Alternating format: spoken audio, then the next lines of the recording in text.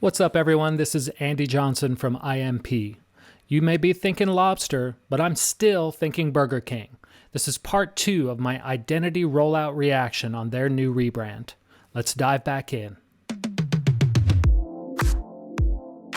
If you saw my Pfizer review, you know why I've circled this SVG. Great, best practice, and refreshing to see on their new website.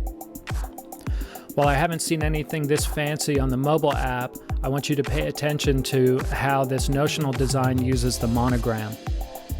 Digging into the mobile app, it demonstrates good usage of the brand, and as such, I think will be a good reference point for design partners when they get into design extension. One thing I noticed on this map page is that you now have 3 logos on this one screen, and it made me realize that that monogram or something like it would do just fine as that menu icon. Another thing I caught in the mobile app were these case wars where you've got uppercase and title case. I think that this will need to be addressed either through editorial usage guidelines, if not addressed directly in the brand identity guidelines. I'm still not clear on when people should or shouldn't use all caps. Lastly, you see this My BK Rewards logo. And to me, that BK, while inspired clearly by the monogram, could also do extra work as an app icon. Check it out. Easier to read, obviously Burger King. Uniforms are another area I think this monogram could do some work. I created a quick mock-up to see what it would look like if that polo shirt was a little bit more like a polo shirt.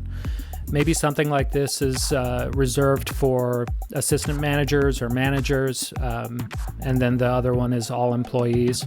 Either way, I think it's a good opportunity to use that design. The rest of the Notional apps do a good job demonstrating house style, layout, color use, and so forth as a way to understand how to extend this brand into the market. The one thing I'm left with on packaging is whether the sandwich wrapper were created using that variable type font. If they were, it's almost a game changer because you now have a variable typeface that designs itself. And if not, it still shows a really nice extension of brand and the flexibility of this typeface. With the environment, I would love to see these stripes painted in parking lots all over the world. I think the horizontal logo lockup is working hard here. The one thing that I caught is this mobile order pickup. Outline type is a new element, and you risk misuse in a lot of ways, right? People see it and they go, oh, outline type, I'm gonna do that. I'm gonna fill that. I'm gonna fill it with a gradient. I'm gonna put some drop shadows on it. So if that is an element, I will definitely want to see it in their brand guidelines or make sure that it's a limited use or custom use application. A couple thoughts about launch. We know from the case study that this was a digital-centric rebrand, so I was very glad that both the website and the mobile app were completely rebranded, and equally disappointed to discover that their careers site, their company website, and their customer experience website are still reflecting the old brand. This is, to me, a complete ball drop because as soon as you have an approved logo, a notional color palette, and final nomenclature for your fonts, there's absolutely no reason these couldn't be transitioned into the new brand and aligned with other digital properties for launch. My one gripe with JKR is that when you list planning as a capability on your website, ball drops like that last one shouldn't happen. If you guys call us next time, we'll make sure it doesn't.